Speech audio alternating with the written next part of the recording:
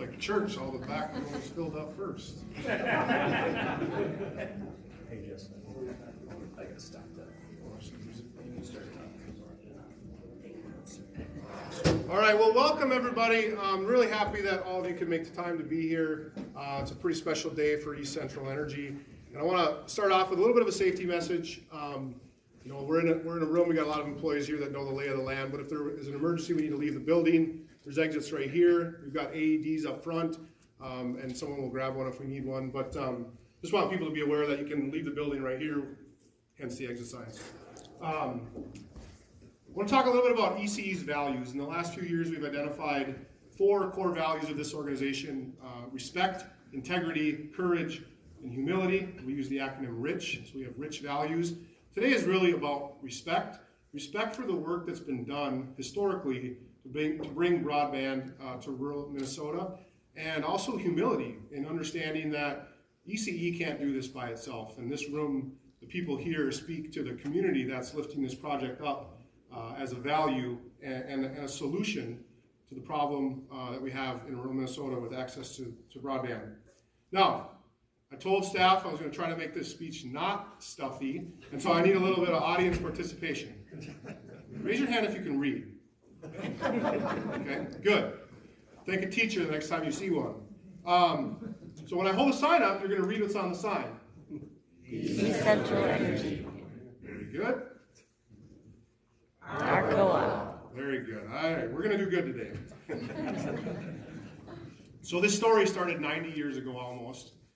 Folks like the voice in the wilderness were wondering, can we have what they have in the city?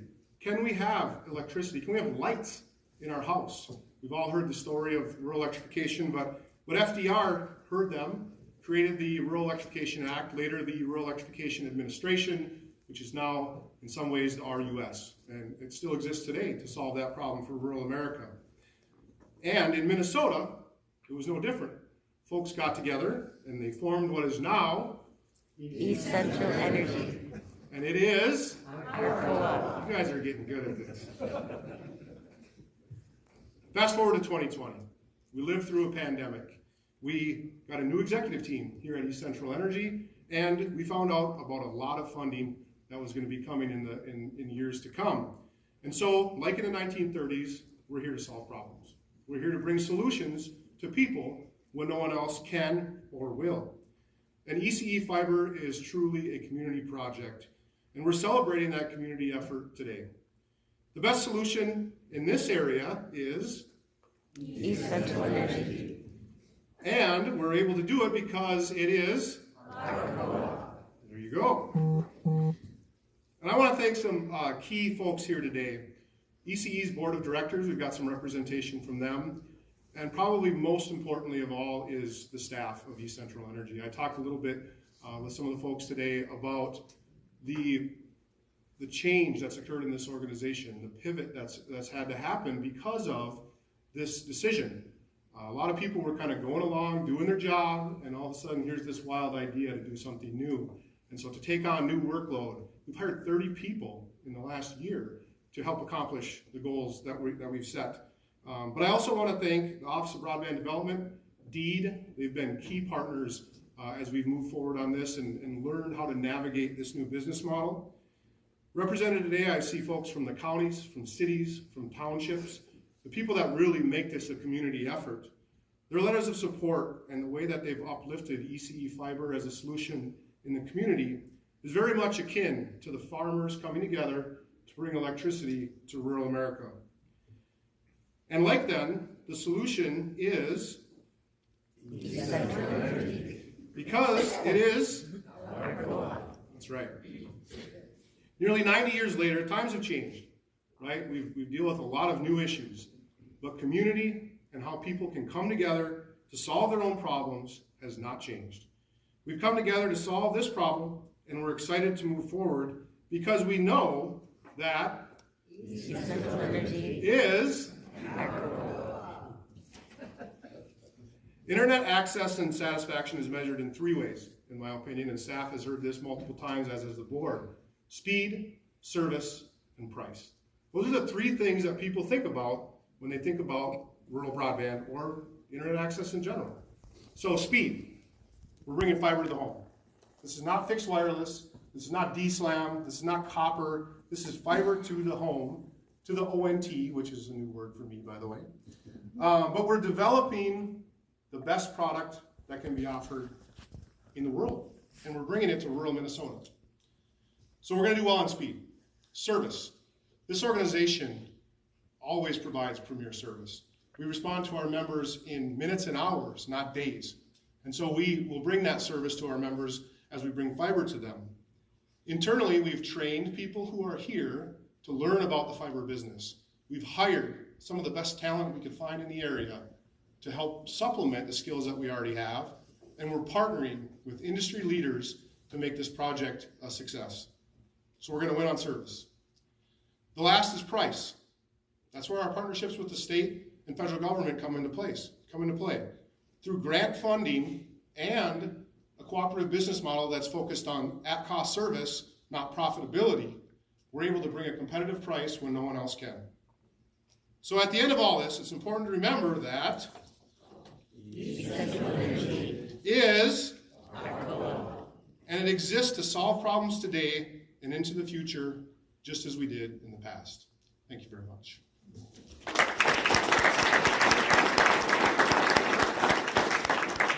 So we have a couple more speakers to come up, and first I'd like to introduce Matt Barilek.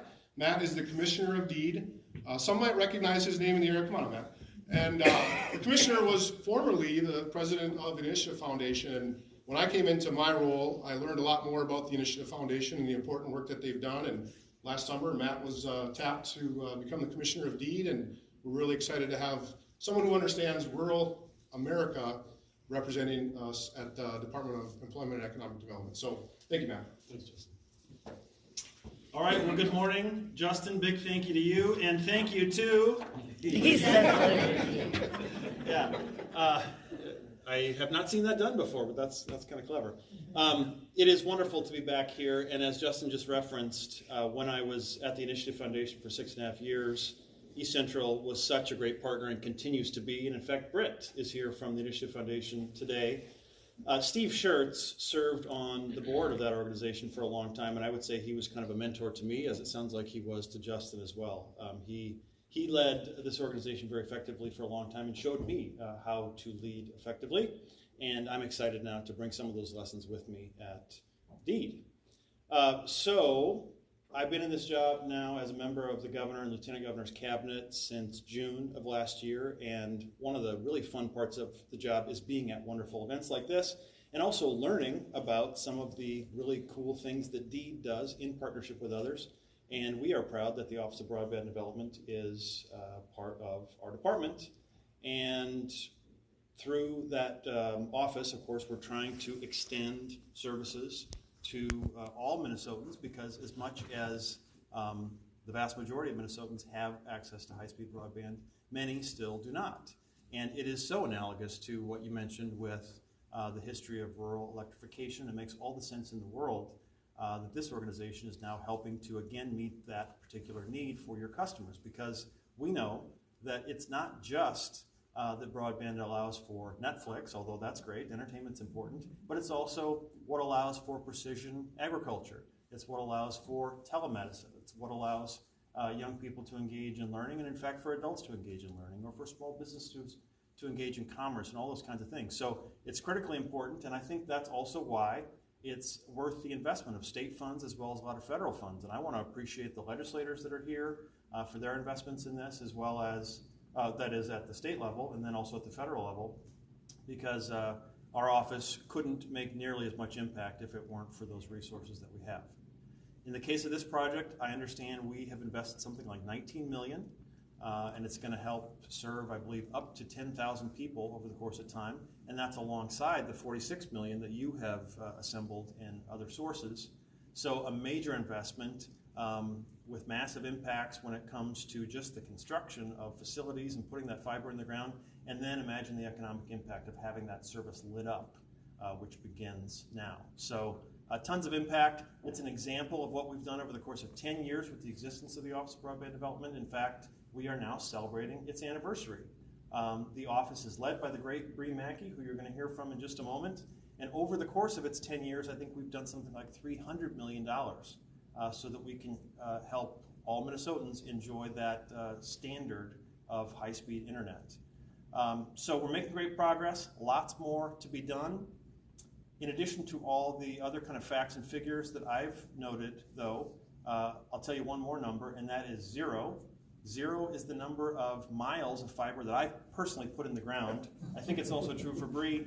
And the reason that's notable is because we do nothing on our own. We do it all in partnership with legislators, with organizations like this one, all across the state. So thanks for the partnership. Congrats on the progress. And back to you, Justin. Thank you.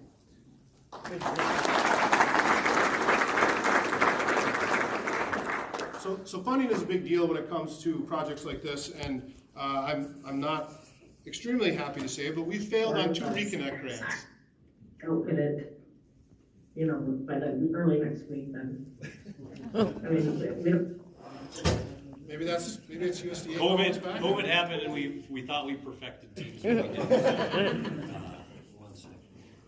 So we've worked with federal government on Reconnect grants, and we've been unsuccessful for a couple of reasons. We're sharpening our pencil and getting better at that.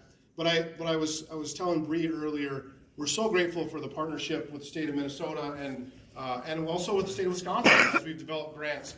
The ability to interact, the ability to understand and learn and make sure that our grant application is properly assessed. Even if we don't get the grant, we know that it's been properly vetted. We know that we've had the chance to really develop something that tells our story. And so the Office of Broadband Development has just been a wonderful partner, and I'm really excited to bring Bree up to the stage to share a little bit about their story. So thank you, Bree Mackey.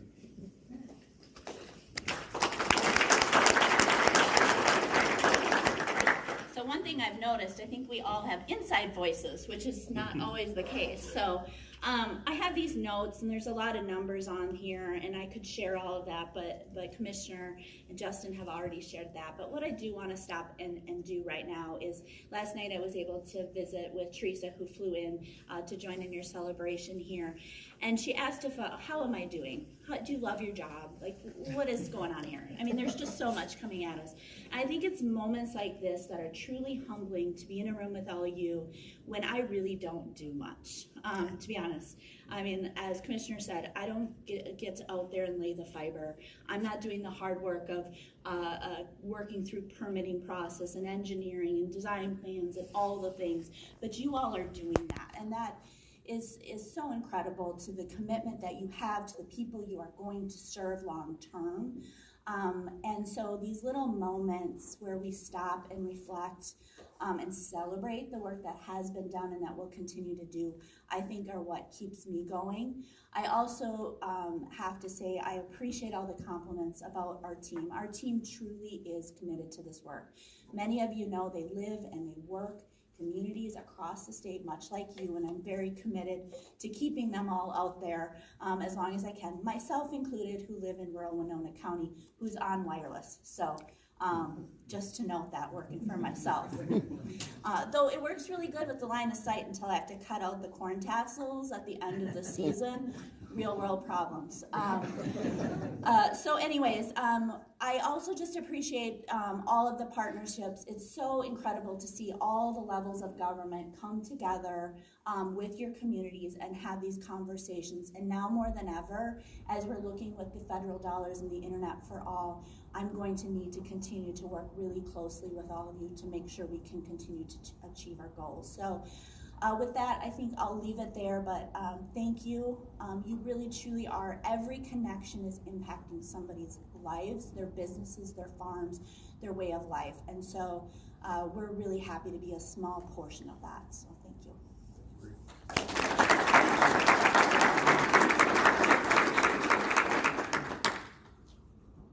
And one thing I've learned in my job, so for almost 4 years in this role, I've been to DC like 8 times, and not something I anticipated, I guess. Maybe I should have. But in the process of that, I've gotten to meet a few times, privileged to meet with our U.S. senators, and both Senator Smith and Senator Klobuchar have been very understanding of the cooperative business model, very understanding of our needs on the electric side of our business, and also very, very enthusiastic about the future of broadband in Minnesota. And so I wasn't surprised to see a representative from Klobuchar's office here, but I would like to welcome Rachel Loeffler-Kemp up to the stage here, and she's going to say a few words on behalf of Senator Klobuchar.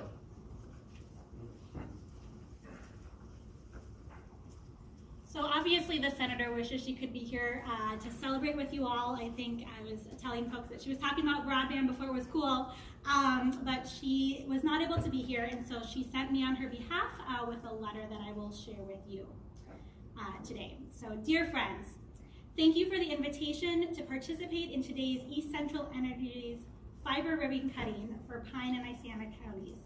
While my schedule prevents me from being with you in person, I appreciate the opportunity to recognize East Central Energy's hard work and vision that made today's celebration a reality. Thank you to your steadfast commitment to increasing rural broadband across the East Central Energy's members, which will now have the ability to receive high-speed fiber internet services from ECC Fiber. I know how important it is to bring broadband to all corners of our state. Access to broadband has been and continues to have a direct impact on our competitiveness, economy, and national security. Just as we have worked to bring electricity and telephone service to every home in the 1930s, we must now ensure that every home and business has access to high-speed internet. That is why I introduced a bill to deliver high-speed internet to every zip code in America, and that got included into the bipartisan infrastructure bill. Thank you again for the invitation to join today's celebration. I look forward to working with you to build a brighter future for all Minnesotans, and I'm proud to serve you in the United States Senate. Sincerely, Amy Klobuchar, United States Senator. Thank you, Rachel.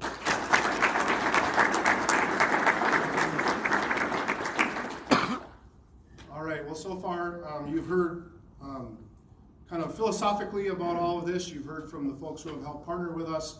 And now the question that every member I see asks, when is it coming to me, right?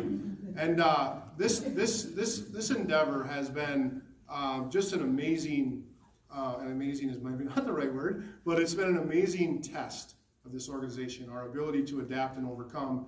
And there's a lot of people that have been involved in that and making it a success. But the person that's going to talk next is someone that I am so proud of, the work that he's done to shepherd this along in a way that really creates accountability for our vendors, helps bring our employees along, and helps inform our members of what we're up to with this. And so next up to speak is Ty Hoagland, ECE's Vice President and Chief Information Officer.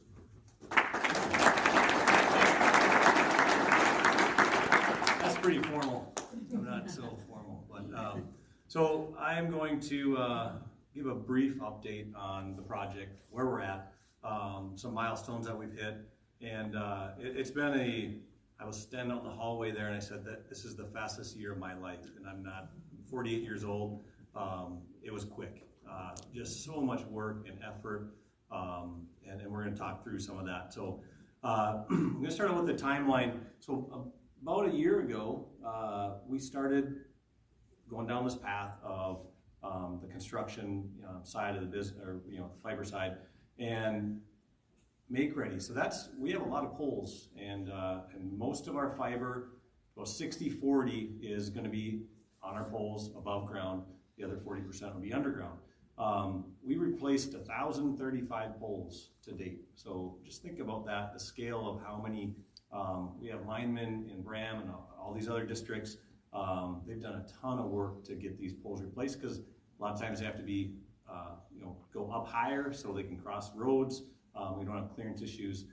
We started a new building. So Hoag Construction, where are you at? Did he leave? He left? There he is. Come on, raise your hand. So worked with Hoag and many other contractors to build a new facility. And think about that. We didn't start construction until, was it May or June, Mark? June? And that facility is done. We have employees moved in there, 20,000 square foot warehouse, 4.5 acres of outdoor storage. Pretty impressive. We also happened to win a Isanna South grant, so our fourth grant 404. So as Commissioner Matt Variok said, about 20 million, just under 20 million. So hopefully we'll keep building that as we go. Enter Q3. We started opening up for actual orders in July. So we, Dalbo, Braham, and Cambridge might not mean a lot to some of you that aren't from the area, but those are all small towns, communities we serve. And we opened up those distribution areas for orders in July. And then in September, we started the drop construction side. So getting from the poles or the underground portions of the network to the actual home. So we're preparing, trying to get as many as we can done before winter time sets in, which didn't have a winter really. I mean, I don't think we had one. And so we could start to do those home installs. And developed year 2 construction, and then installed our head end down in Cambridge, so kind of the brains of the network. Enter Q4, drop construction ended. Mr. Rosser, where are you at? Somewhere in here, Jeff, there he is. ITG, drop construction, amazing group. ITG, Mr. Hoolan, same thing. Working with them, just a great partnership we've had. Drop construction ended. The southern guys, they said all their equipment was too cold, the ground was frozen, they couldn't get through the yards anymore, so they had to go home. But they're about to come back, so we got about probably another month and a half before they come back. We connected our first friendlies. We call them friendlies. They're a lot of times they're our employees, members we know, some directors, and got them connected in early December and let the network, what's the term for it, Dennis? You got a term? Soak or burn. Soak or burn. See, I've learned a lot of technical terms too. And then mainline construction, we thought we were going to end by December 1, December 15th, but the weather's been so great, they've been constructing as we go. And then we finalized our year 2 schedule. So Q1, where we're at right now, weather is continuing to cooperate. 850 miles, which is roughly from here to Oklahoma City. So 850 miles of fiber in 9 months. I mean, I get goosebumps kind of think of that. That's a crazy number. We wanted to get to 950. We had some issues, some hiccups along the way, but next year is 1,200. And then the year after that, I think, is the peak year, and we get into that 5,500, 6,000 miles total. So very large project. 45 to 60 members turned up per week. So that's what our broadband techs, we have 3 of them. Justin mentioned it. I couldn't be more proud of Dennis, Brian, Doug, Nick's here, our 3 broadband techs. They've all come, I think we've got, I tallied it up, probably 160 to 70 years of experience in telecom that we were able to hire and bring in. So we're not getting slouches, that's for sure. We opened up some Ogilvie, Pine City areas. Those are Pine City to be actually Tuesday. Where's that, Minky? See? Tuesday, look for those emails to be sent out. You can actually order. That's coming up. And then we're waiting for some grant notifications. Reed, not looking at anyone? No. I know. It's coming. So then Q2, that's that 1,200 miles I talked about. Our goal is to have 5,000 to 6,000 members by this time next year, hopefully 12/31/2024. And then we just say lather, rinse, wash, repeat, and just do it another 3 years after that. I mentioned the first members connected. This was actually the first drop. That's Molly Brousseau in the blue shirt. Brian, Troy, Jason, and then Mike and Matt in the background.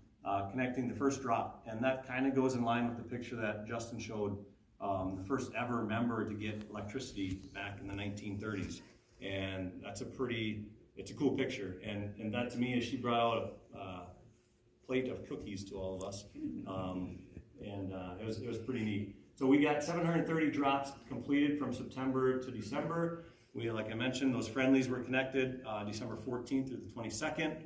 And as of today, don't quote me on the exact number, it's about 275 active subscribers, that 40 to 60 a week that we started in mid-January. And that'll continue to pile on up to that 730 number. And then that's when Jeff and Mark and those crews come back, and we'll start to churn and hopefully get to that 5,000 to 6,000 number. It doesn't happen without the grant funding. We've talked about that quite a bit.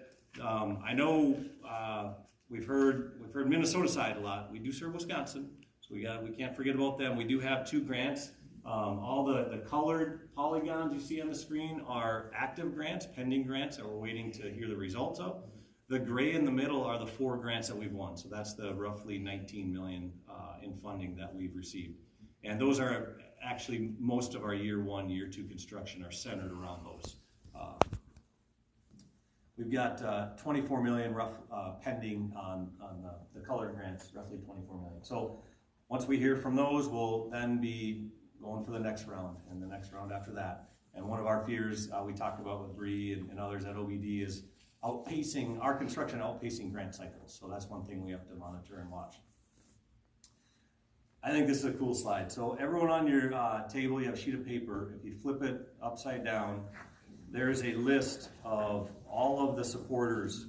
I feel like we've done something a little bit unique that maybe other entities haven't done. Granted, letters of support are not unique, but the sheer volume of them and then the amount of financial commitment we receive. So if you look on the list, there's 147 letters of support that we received. That doesn't come easy. We have to go reach out to every township, county, city, community anchor institution, whatever that is, to get those letters of support. The asterisks, if you look at those are all entities that pledged funding towards our grant applications. And $515,000 was pledged from the counties, townships, cities. And that I wanted to show geographically there, all of those red stars. I put these 2 down here because we had some letters of support from St. Paul, Klobuchar, some other offices.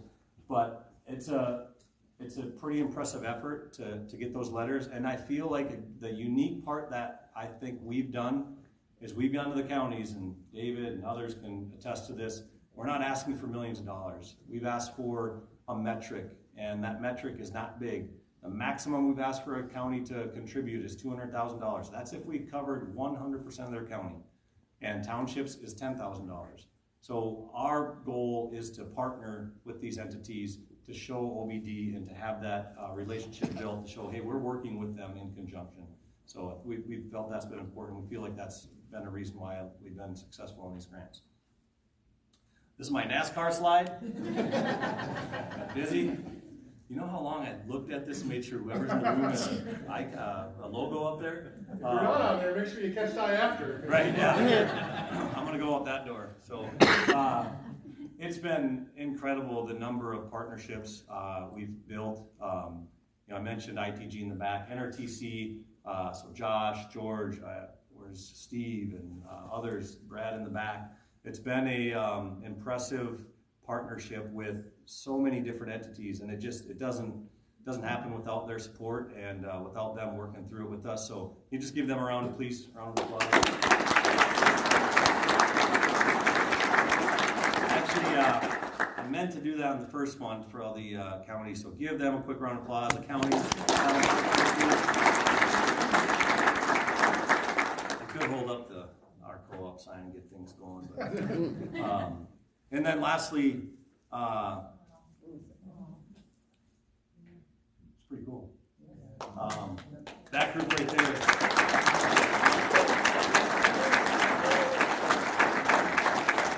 I can't tell you the last year. I mean, I should have tallied up the number of meetings we've had. I mean, Kayla, you're back there. I mean, Anna, oh my goodness.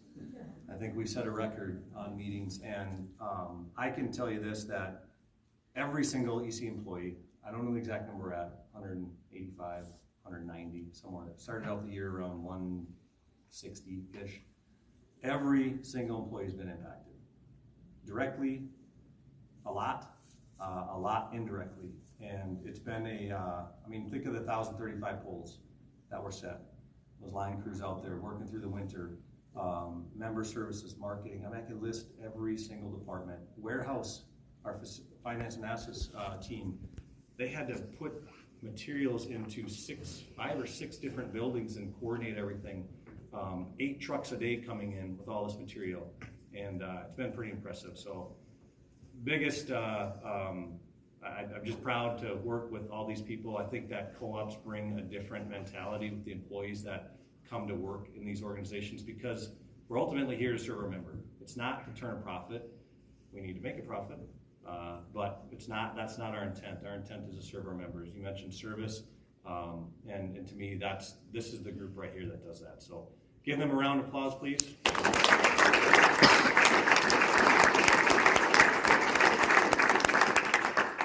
And figured we could open it up if you had any questions about the project. I've got Dennis and all the technical guys in the room if we need to answer anything. Any questions you wanted us to answer before I hand it back to Justin? Nailed it. Perfect. All right.